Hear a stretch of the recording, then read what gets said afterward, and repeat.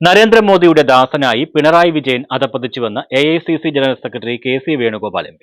തനിക്കും കുടുംബത്തിനുമെതിരെയുള്ള അഴിമതി കേസുകളിൽ നിന്ന് രക്ഷപ്പെടുവാൻ നരേന്ദ്രമോദി എന്തു പറഞ്ഞാലും അതനുസരിച്ച് പ്രവർത്തിക്കുന്ന ഒരു മുഖ്യമന്ത്രിയായി പിണറായി വിജയൻ മാറിയെന്നും വേണുഗോപാൽ പരിഹസിച്ചു.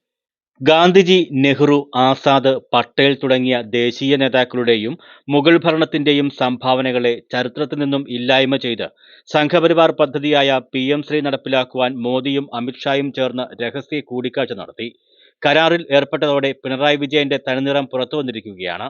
10 വർഷം കൊണ്ട് അഴിമതിയും ധൂർത്തും പിൻവാതു നിയമനവും നടത്തി ഖജനാവ് കൊള്ളയടിച്ചവർ അവസാനമായി ശബരിമല അയ്യപ്പന്റെ സ്വർണവും മോഷ്ടിച്ചിരിക്കുകയാണ്.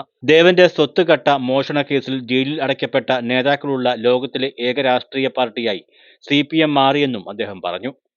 ഈ കുട്ടികളെ പോകുന്നു തടയാൻ, അവരെ രക്ഷപ്പെടുത്താൻ എന്ത് നയമാണ് നിങ്ങൾക്കുള്ളത്? വിദ്യാഭ്യാസ മേഖലയിൽ മോഡി പറയുന്നത് നടപ്പിലാക്കാൻ വേണ്ടി കുത്തിത്തിരുന്ന സിലബസ് അല്ലാതെ അടിസ്ഥാനപരമായി വിദ്യാഭ്യാസ രംഗത്ത് മാറ്റം ഉണ്ടാക്കാൻ. നമ്മളെ വിദേശത്ത് പോയാൽ അറിയാം, പഠിക്കുന്നതോടൊപ്പം ജോലിയും ചെയ്യും. അവർ പഠിക്കുന്നതോടൊപ്പം ജോലിയും ചെയ്യും.